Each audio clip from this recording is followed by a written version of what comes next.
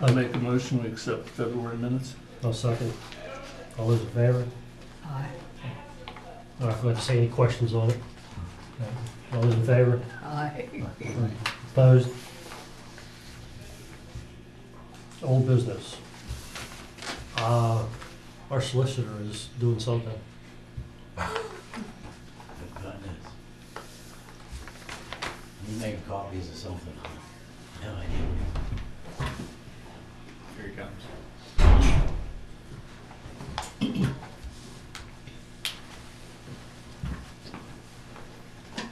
You ready? Yes.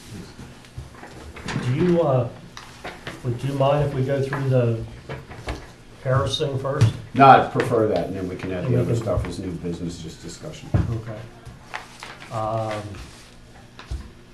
The Cherry Valley PRD Phase 4, fourth revision. You're here from Yes. Eddie Holmes, so. One question I had before we start, I was talking to Sean, is what's the total acreage on this project? Yeah, I can maybe shed some light on that question. Well, there's three different numbers on our papers. One has 20, the drawings show 21 some. The, and which piece indicated 14? It was another, Is that the Act 14 notification? it may have been, possibly? there was one had 14. Okay, so fundamentally, the parcel area for the subdivision is 21 acres, and that includes about 14 acres of open space, I believe. There's about 4 acres and change of lot area, and then upwards of 2 acres of right-of-way area. So the total plan area is 21 acres. That's only for subdivision plan purposes. In other words, some of this existing open space is just being kind of memorialized on the subdivision plan. So the 12 acres or the 14 acres that's referred to in the other documents is, I believe the 14 acres is the NPDES permit boundary, and within that there's 12 acres of disturbance.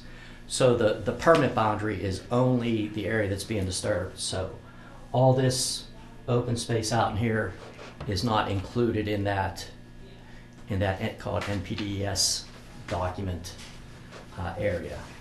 So all the development plans and certainly all the NPDES permit plans are consistent with regard to the boundary, with regard to the lots, the roads, all the all the structural and design components of the design. It's merely just different numbers need to be accounted for in the different documents. And then just to kind of, we've been back here a few times with this, so just for everybody's benefit, this is the final, mini phase of the phase 4 of the PRD, which included, I believe, 48 units altogether. We came back in, I believe, in 2012.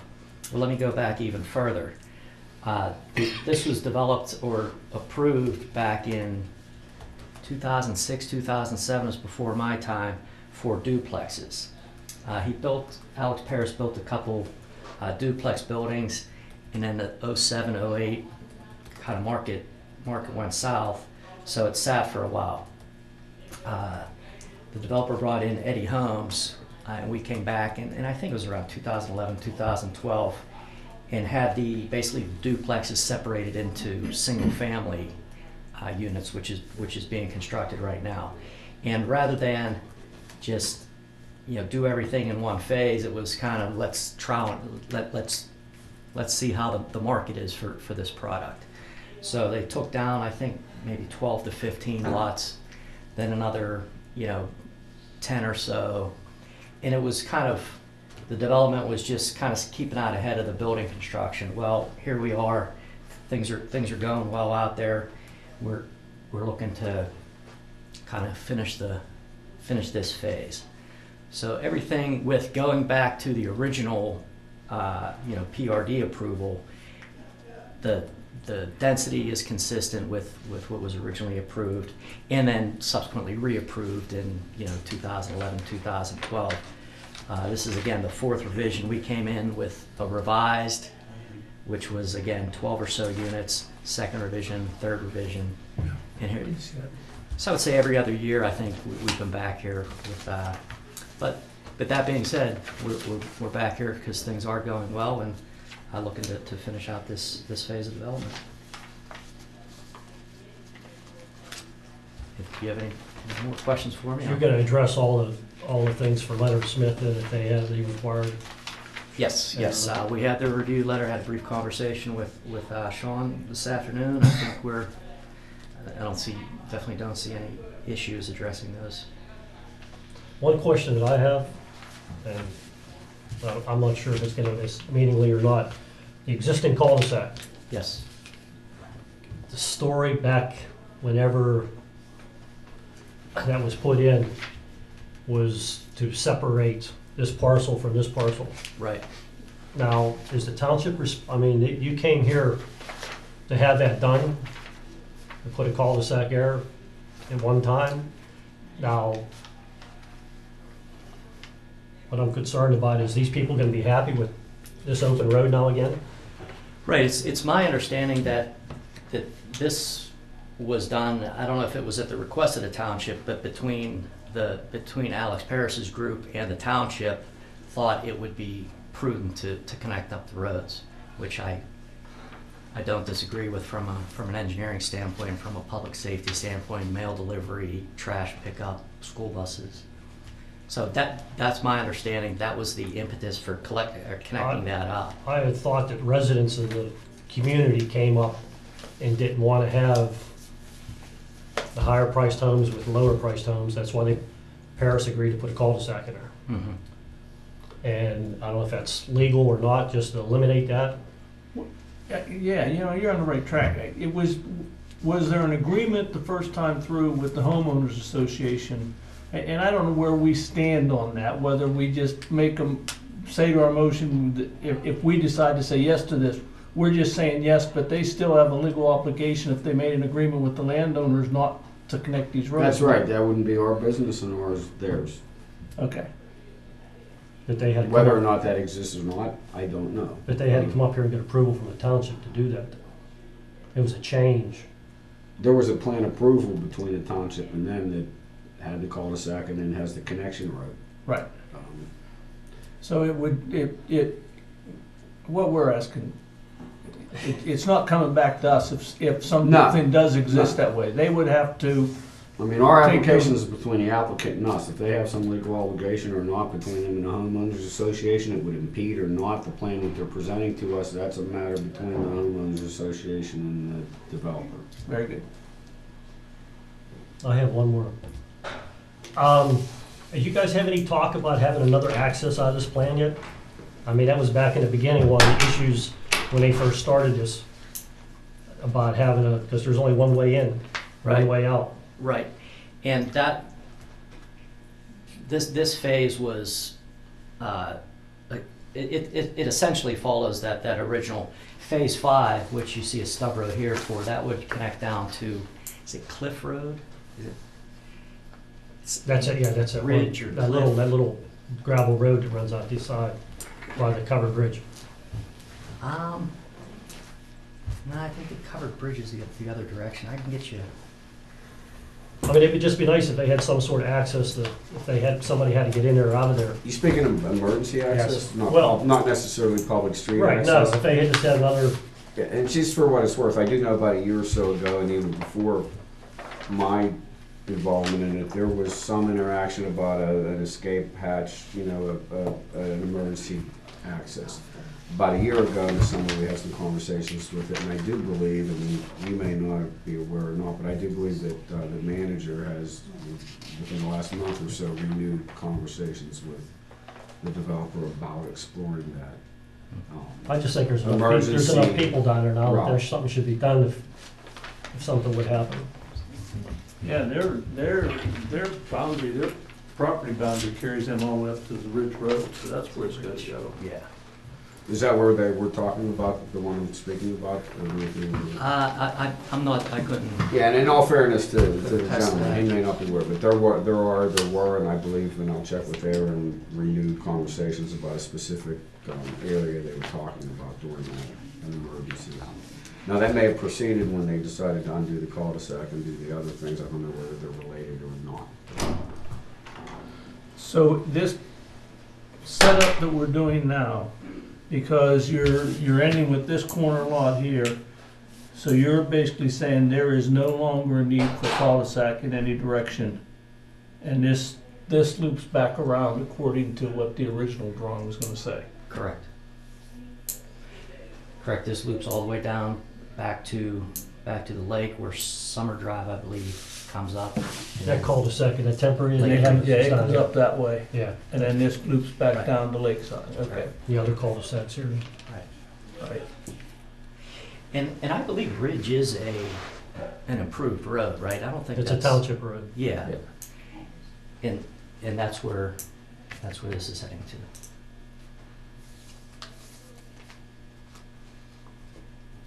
So the request is just that we're changing what we approved last time for the cul-de-sac to, they've submitted something that no longer requires a cul-de-sac, so we're just giving our stamp to send it to the supervisors that we see nothing wrong with it at this point is what they're asking for, right? Well, this parcel here is what needed the cul-de-sac, when we approved this last time. Right. We approved that second. They weren't gonna touch this, I remember that. They were right next, because we even asked at that time, why, you're right there at the road, but, so what is our motion, what are we being asked? To give final approval to these, I forget how many units. Okay, so all these lots are new. Yes. Yeah, Alright, Yes, that's sir. the piece I didn't catch. the lots all, That's the piece I didn't catch from last time. All those lots are new. Mhm. And they are within the original PRD program, as I understand it. Correct, and if you look on here, the actual lot numbers are consistent with the original PRD. So if you look, some of the numbers kind of jump around, but there's a reason for that, because the lots were numbered kind of running around clockwise or counterclockwise, I couldn't say, but so then we're kind of piecemealing in the last section. So you got 401 to 406, and then it jumps to 422 and 423. Just closing, it's kind of fitting in on each end of the, so that the lot numbers are consistent with not only the number of lots, but the lot numbers, if that makes sense. now you're gonna be able to keep all your construction activity on this road over here, or are you gonna use this road too? I think it should come from the way it's been working, just because that's an it's still an active kind of construction area with the home building ongoing. I noticed in this letter of February 15th, the question about the buffer area. I know this was an issue last time too. The buffer area, item 4, under the zoning piece. Yes.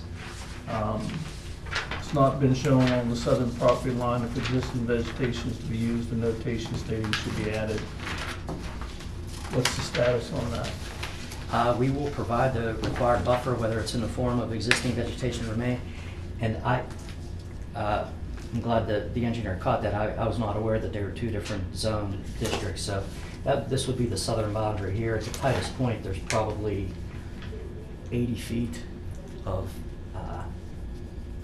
undisturbed area, or at least 80 feet to the corner of the lot, and only increasing to 250 to 300 feet. So Right, what's that, what is it for PRD, what is it? Is it 50 or 100, what is it?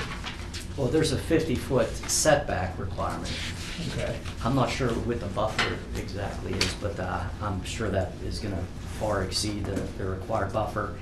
And then we can document the amount of vegetation, or take some pictures or whatnot in this area, and supplement it with any plantings as necessary.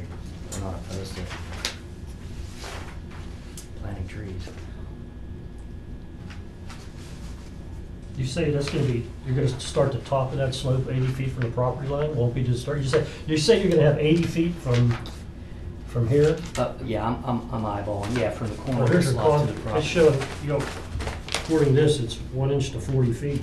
Yeah, that's a reduced scale Okay. drawing, yeah.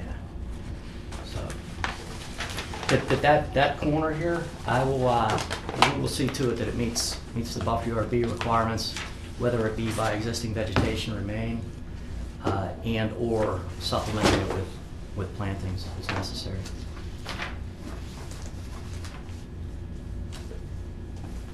There's quite a list here.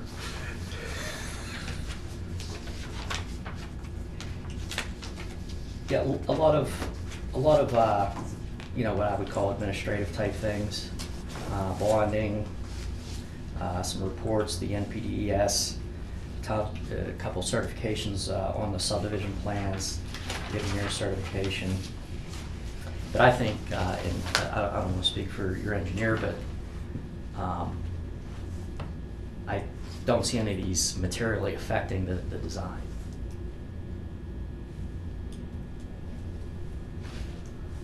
Do you have anything, Kathy? Okay, you guys, you're the ones that know that kind of stuff. Jeff, you got any questions? Pardon? I was asking Jack, you have any questions? That is a big list. A lot of it is just permits and different things like Well, that. it is, but then there are other things that, yeah, I'm inclined to be concerned about saying yes to this, and then we find out that this ends up being a steep slope area that's real tight too, and then how close to the property line and how It's we're a 2-to-1 protecting that. 2-to-1 slope, isn't it? There's a few, there's a,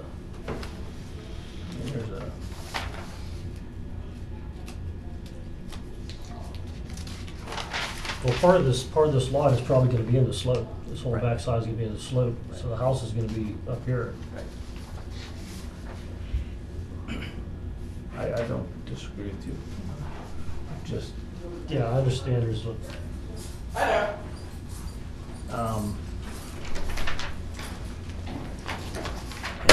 Certainly at your discretion and. Sean, and let's get pleasure. Sean's opinion. yeah. Ultimately, as always, comfortability of the planning commission, it'll come back to us for a follow-up review, no matter what, whether you guys, it comes back before you guys. What Mr. Schleicher mentioned could be true, if the plan doesn't substantially change. A lot of what we're asking for is verification of the background data to support that this plan works. So from a geotechnical perspective, or stormwater perspective, details, that kind of thing. So it's very difficult to say, is the plan gonna change? There's a good chance it won't, but I couldn't sit here and assert to you that it wouldn't. If it did, it would have to come back. And if it did, it would come back before you. If there was a change in a substantial manner, it would come back before you. Would it come back if there's a change in that grade for the slope? Or is it, you talking about boundaries?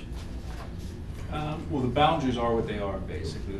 They aren't going to change. I think if there were a substantial change to grading, substantial grade of the stormwater retention facility, the utility layout, I think that would warrant coming back before.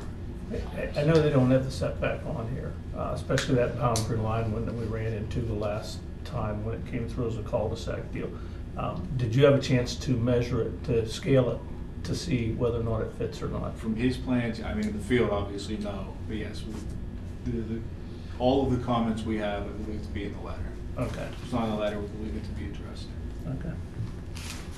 Based on the information submitted, obviously, we didn't do a survey in the field, that kind of thing. What's the agreement that they have with the township on maintenance of the stormwater facilities? Is it as long as construction's going on and then like so much time after that? I'm not sure off the top of my head whether they're privately or publicly owned. I think they're private still. Boy, I have no idea, and each municipality handles it differently. Long East Development maybe handle it. Yeah. They didn't have any improvements on the other The, phase. the reservoir has been the stormwater Yeah, management that's facility this for choice. forever. But you're putting a facility in on this. That's You're putting- correct. You're putting a, Oh, that would be privately. That would be privately held. I I'm sorry. this thought you one meant here- the storm yeah, sewers yeah. no. That would be maintained by the homeowners association. Yeah, and they'll have a recorded agreement, a stormwater agreement. Yeah, that's actually in the letter. as In well. fact, that's pointed out in the, Yeah. the letter, developers agreement and, stormwater agreement.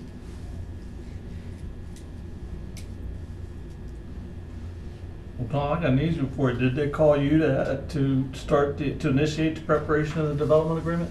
No, and in due course, that is in all the letters, and usually that occurs, unless the developer applicant is in a hurry to get started, they usually tend to that stuff on the approval at the time of approval. And they're I'll make a fairly motion. standard form, sorry, they're standard forms of agreements that we have.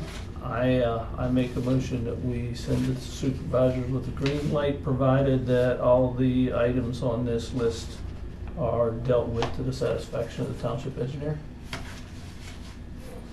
I'll second it. Any questions on the motion? All those in favor? Aye. Opposed? Thank you.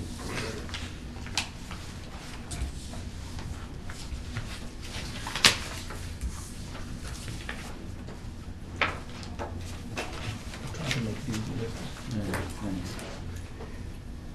You know what, maybe they'll give you a copy of that. What? It'd be easier to get a copy of that? I'm not writing on this. Oh, okay.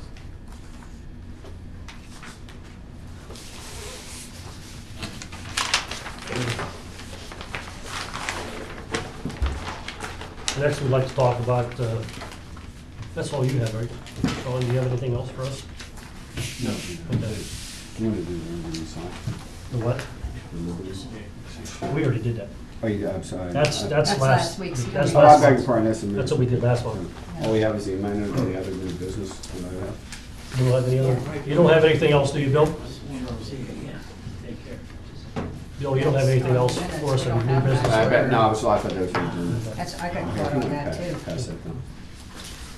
Hey, I have a question, if I might add to the discussion. Since there's a quorum when I need back to out read after I ask this here question. for them. I cannot find my record of whether or not the subdivision that I put in a while back came back with a, yeah, I did that one. An approval to the supervisor once all the sewage and everything was met or not. Do you recall? I can't see it. We discussed it. I can't remember whether a motion was ever made. I can't find my records of that minute. Do you remember? I think we did. Okay. It would have got passed on into the supervisors, right? And Right. Then they hold them there, Passing I it think, down to until the supervisor, sewage right. comes in, and Right. then they And it was would. approved. That's how I remembered it, but I wanted to make sure. that Usually they hold them, that way. and then when the sewage comes in, then they'll do the supervisors.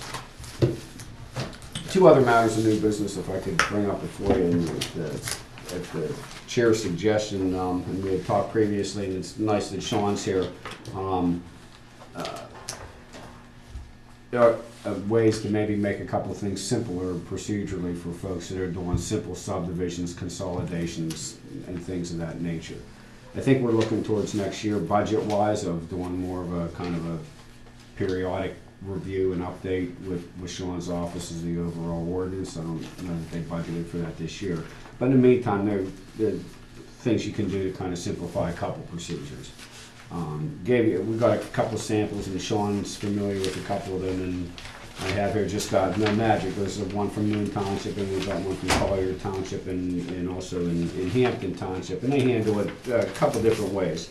And this doesn't allow, this allows for, and Sean can speak to maybe how it works in practice a couple of ways, a couple different kinds of simpler things, consolidations, and things of that nature, to go forward without, with a little less of a fee and expense in terms of going through the full-blown planning commission reviews and all the sets of copies and all the transactional expense even involved in that.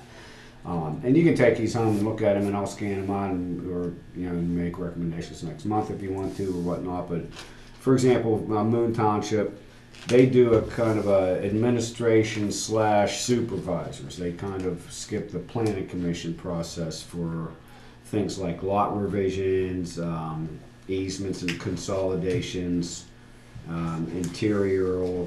In fact, the fourth one is, you see a lot in the townhouses where after they do the as-bills, they have to go out and shoot lines in the walls and then kind of do a subdivision between the walls. That would allow them to do those sort of things without going through the full-blown process.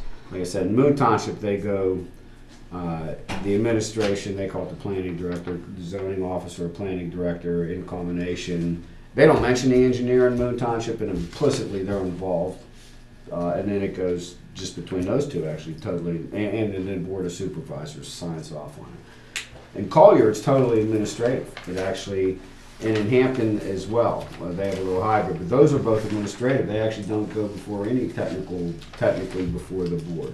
In Collier, it's administrative and the engineer. In Hampton, it's the manager and the engineer's recommendation. Now, in Hampton, they have a home rule community, so they have a kind of stronger form of managerial, government. So, and in different places may vary a little bit on what they do put in that category versus not, the sorts of things that would be subject to it. I don't know if Sean could speak to any of the. Yeah, this is right down the line of what I think we were all looking for based on what we've seen come up a couple places. I found Collier's very interesting, especially on the plat adjustment one. They don't even bother to go to supervisors based on this. They're just, the zoning officer says, yeah. Yeah, their zoning officer does, and then we'll review it. In Allegheny County, engineer seals all the plans, but for them, it's, the line basically is if you're creating a new lot, you come before planning commission. If you're doing a consolidation or a lot line move, you're not creating a new lot, they give you the kind of fast pass through the process, where you don't go to planning commission or there, even the board of commissioners. Yeah, because that's one of the ones that three have gone through lately. Gary down in Cherry Valley, mine and the other, when property is being added to another property and there's really no construction or anything going on it, it's like you're still going through the whole same process the way we're set up right now to be able to do that, where to me that's this simple process thing where if somebody's picking up 2 acres, 10 acres, as long as you're still creating a big enough area that it's inside the thing, and all you're doing is moving a line to make it so somebody can pick up a little more property. No change to topography, none of that stuff's occurring, and that's where some of this came from. The other was the fact that we do define simple subdivision. I'd like to address that definition. I think it's still a little tight.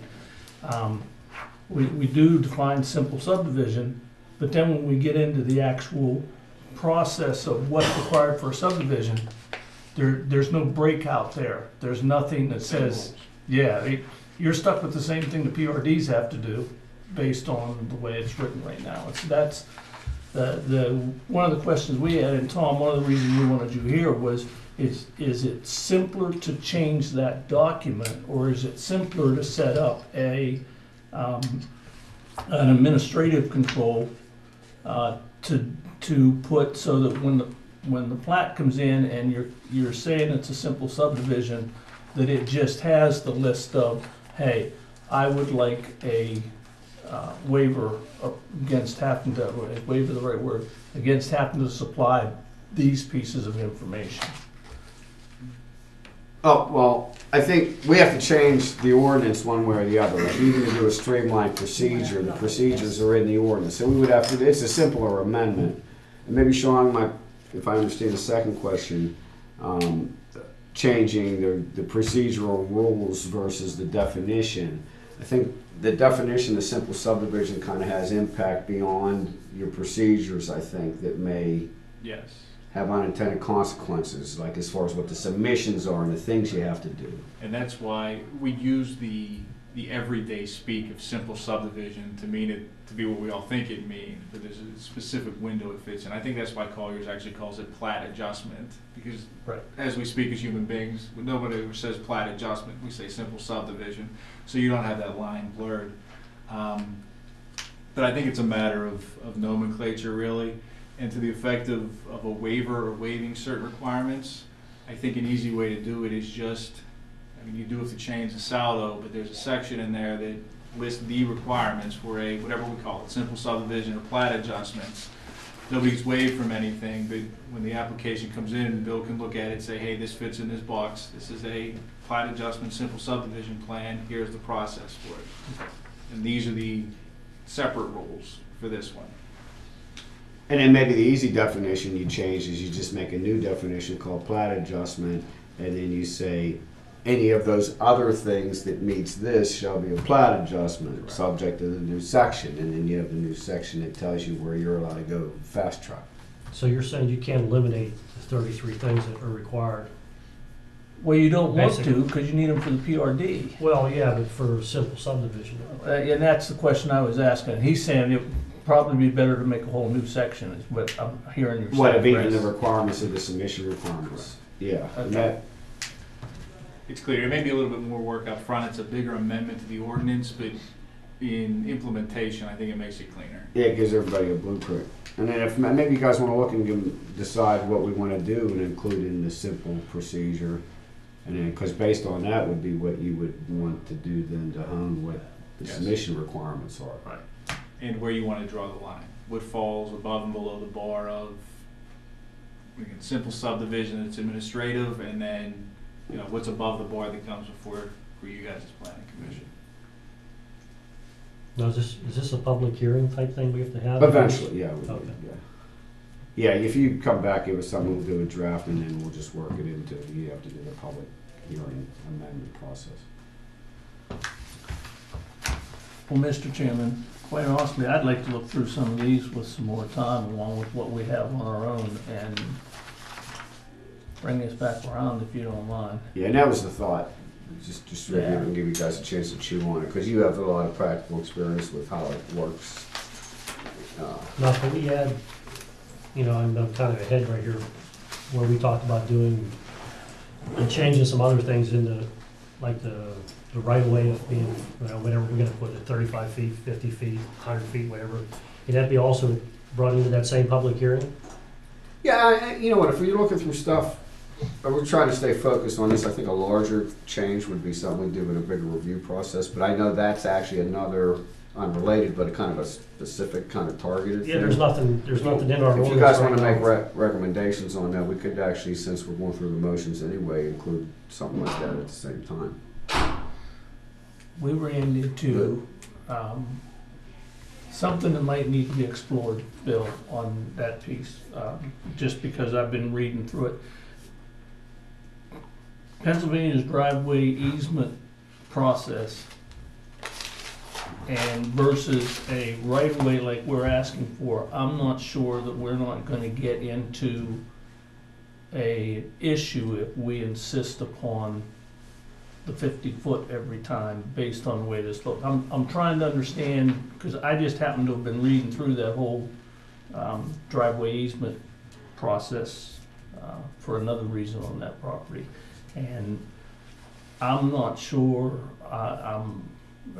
Tom, this might be You mean trying to something- get onto a township road or a Yeah, state road? well, here's if you're trying to subdivide something, and in the process of splitting one parcel into two parcels, the access has to be made to the back parcel. Has no access directly on a public street right now. Mhm.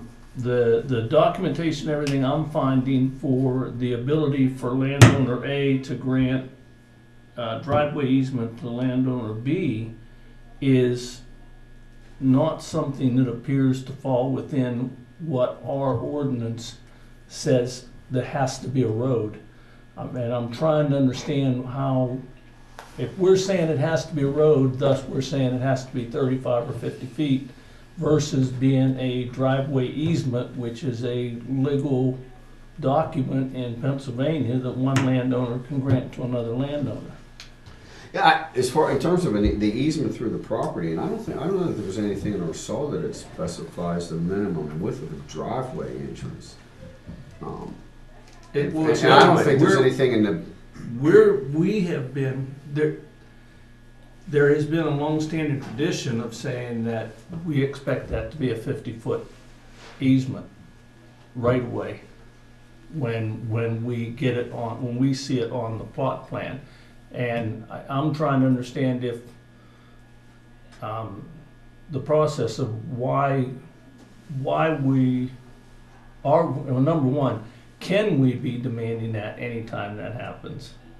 And number two is the reasoning behind, because, you know, that, in my days of doing this stuff, that whole 50-foot thing was, again, much more into the PRD side, or somebody that was going to multiple do, and sooner or later it was gonna become a township street, and you right, want that or, 50 feet. yeah, even short of the PRDs, and I've seen elsewhere too, and I don't know what the cutoff always is, and it kind of does get into kind of what's the simple, more what's the demarcation between that. Some places, when you get above a certain number of lots, they won't let you subdivide without creating what would be a public street or a public worthy street, because they don't want you creating a demand in what's essentially a road is not. It's going to be, in essence, a publicly used road, but not really public. You know, the dimensions. But short of that, someone under this that allow you under a certain number of lots being subdivided not to have a public street. If you're doing a formal subdivision, maybe by inference, it's how it's being interpreted to require the public street. I don't know that that applies, and frankly, if it does, it's something we could feed into the simple subdivision rules, because your example where you do, you know, a front 9 and a back 9, so to speak, you gotta give somebody an easement. To me, that's just a common law easement. I can give you a driveway easement 12 feet wide to get through my property to my property, and frankly, from the HOP standpoint, if it's a state road, it's up to them, and if it's a township road, all they're interested at that point is, that's kind of your metaphysical right of intersection, it's in the sight distances and all that kind of stuff. Right. Not really the, you know, whether it's a road going back off. And I think the valid concern on the other side of that is we don't, you know, You don't know what somebody's gonna do later on. yeah, I've got lots of friends that live down in the Wheeling area, and I can't tell you how many private roads there are that are basically just that concept Yes. of, hey, that 20 acres had a 12-foot easement, and now that 20 acres is 5 houses back there. Yeah, and what's the cutoff? You know, because if it's one person, then hey, there's your driveway, and everybody knows you're at your own risk. Obviously, you know, suppose you have 100 acres, you know, you have 50 and 50. I could give you a 12-foot easement. It said, obviously it's 50. You could develop it sooner, but everybody, you're kind of on notice. You know what? If you ever want to do that, you're going to have to do that. If you initially put a subdivision, say you cut that into 2 or 3 lots, when's the expectation that that be more than a driveway, a publicly worthy road? Different communities handle that, different numbers of units. I do know at least one community that we have, the specific scenario that you described, where it is just one piece of property that gets divided in 2, and that's it. We have one that's a special set of circumstances for that. They just call it a rear lot subdivision. So the only 2 lots you could ever be there are those 2 lots. You couldn't have more. It couldn't turn into a private road where if I'm behind you, you sell me my lot, and then I want my sister to move in next door and I split the lot there. That can't happen. It's one lot, one rear lot subdivision. But it's a narrower requirement for them. They're not creating this road that you're talking about. I mean, it's a trade-off for them, but they know we get one here and that's it. So maybe that's something to look at too, you know, for that unique, specific scenario, one lot, this rear lot subdivision. Who has that, do you know? Center Township in Beaver County.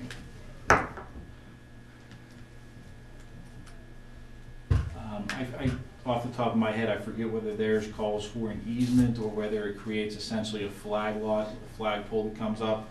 But you guys could craft that however you wanted, whether you prefer the easement overlying the front property or the skinny little flagpole that comes up that is the driveway. It could be done either way. But that may be a solution there for, you know, that specific scenario. It doesn't solve all the world's problems, but that one. If you have a pre-existing front and back, do you even need to do a subdivision? Why can't you just grant and record the easement? Exactly why it came up, because the need to put a road across, bottom line is I own both properties. And I'm trying to figure out, how do I write myself an easement to allow me to have the access to that back? And in my mind, you just do. That's what I'm thinking. So, And whether or not that road, that track, that easement is worthy under some ordinance to create a road under a future land development plan is a different issue. But you know, Mr. Column A can grant Mr. Column B an easement of 12 feet to go through your property to get to the other property. And then in terms of HOP permit, is that on a public road or a state? I'm sorry, a state or a local road? well, that part of our ordinance is there, and it's nicely written and well directed that any property that you're going to build on or use for a purpose that requires access has to have defined access all the way to a public street, either the township or the state level. So, that's exactly what's going on. And most of the solos have that, because you'll see folks here and there when they have kind of a familial thing, or that they'll ask for a waiver of.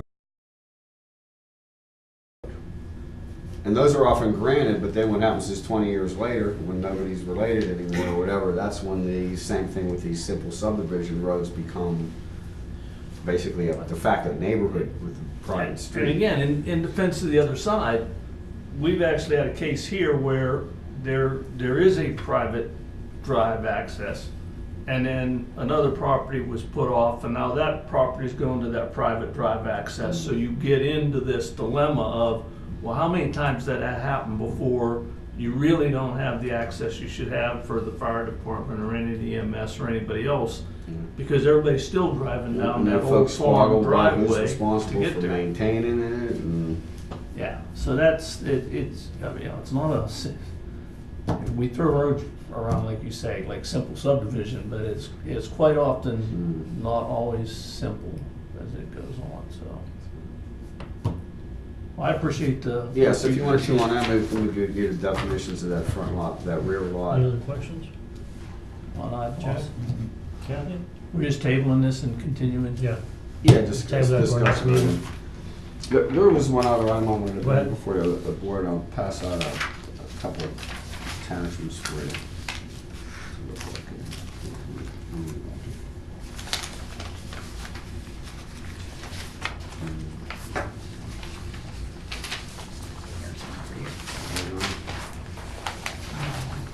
Good. We're good.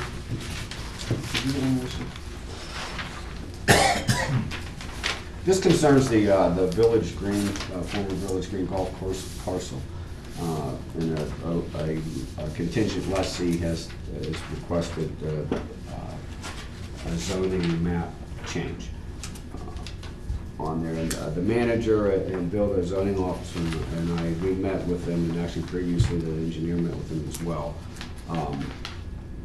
Where that, on Henderson Road there, the frontage of that stretch, the first 500 feet deep, if you look at the zoning map along there, is already zone B1. The red, it's all on both sides. Back where some of the buildings are, the dining area and that's deeper than 500 feet, right, Bill, the dining? No, that's in the 500. That's in the 500. That building is about the end of the 500. A pool building was built last year. That originally was for accessory purposes, now would be proposed for principal purposes. If the zoning amendment was made, that building's located about 850 feet deep. If you look, and I apologize, we had color copy GIS issues, so your display here is kind of a black and white that I kind of did a highlight on. Basically, if you drive into the facility, the area that's already kind of disturbed in the new building that was put back here is at 850. If you kind of went back another 150 behind that, they're asking for a zoning change that would increase the depth of that B zone to 1,000 feet. That would add 500 feet to that. Laterally, along the lateral, the adjacent owner lines, It was actually the zoning officer's suggestion that it be confined to where it would not go more than 500 feet when you start getting behind the neighboring properties that have rear property lines that abut on that property. So it would be kind of confined pretty much to the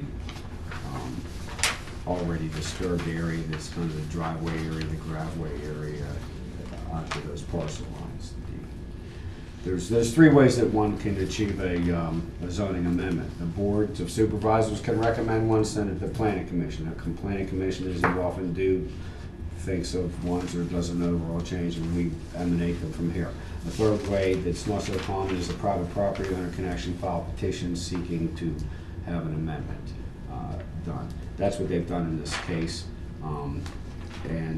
They actually, under that procedure, you actually have to agree under the MPC to reimburse the township for its costs, and they actually have submitted an escrow to cover those costs as well.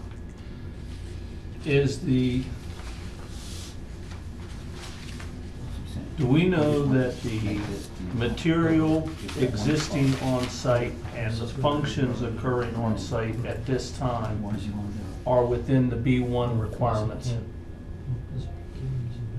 And I'll be more direct. You mean like a They're- truck terminal facility type operation? Okay, yeah, you're hitting right on it, because the truck terminal is in the B1. But Possibly as a conditional use. yeah, you know what, I need to double check it, you may be right. Bill and I were talking about that, because it might be potato, but strictly speaking, some zoning ordinance specifically have truck terminal facility. We have actually on our chart, truck, repair, repair and services. Then we have a warehousing. Then we have a catch-all conditional use that's things that are like those things. That may fall into the things that are like those things category and require conditional use approval, even in the B category.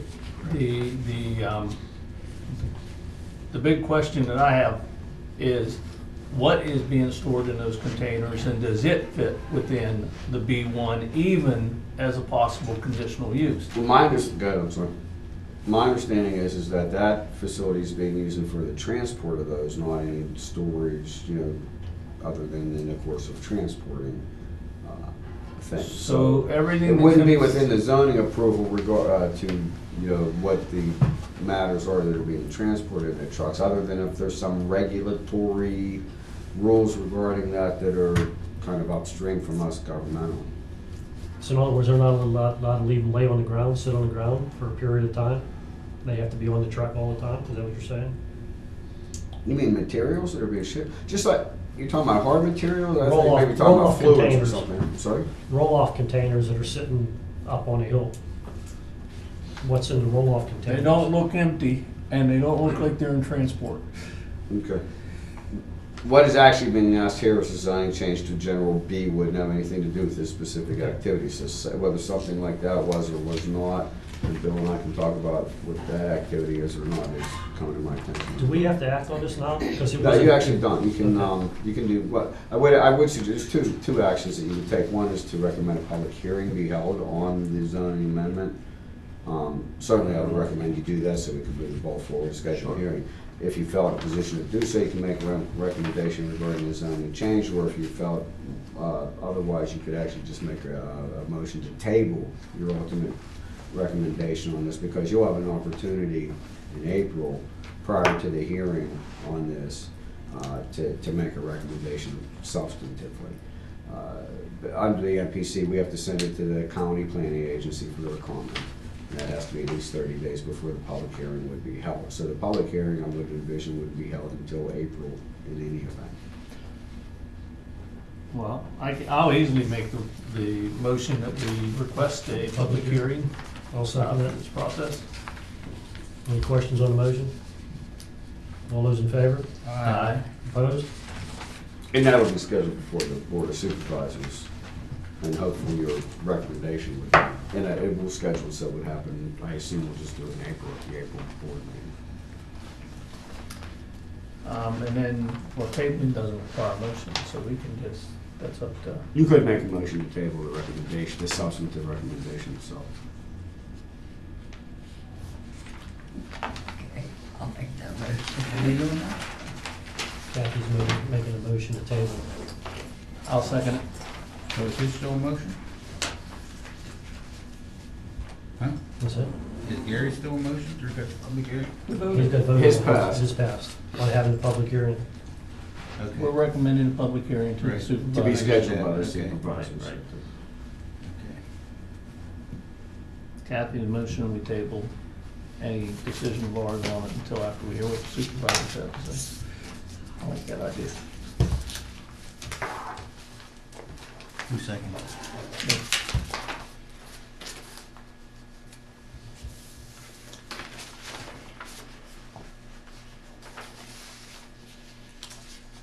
Do you have anything else, Tom? No, sir, thank you. Public comment? Motion for adjournment? I'll always make a motion for adjournment. Why do you always look at him? I never get a chance.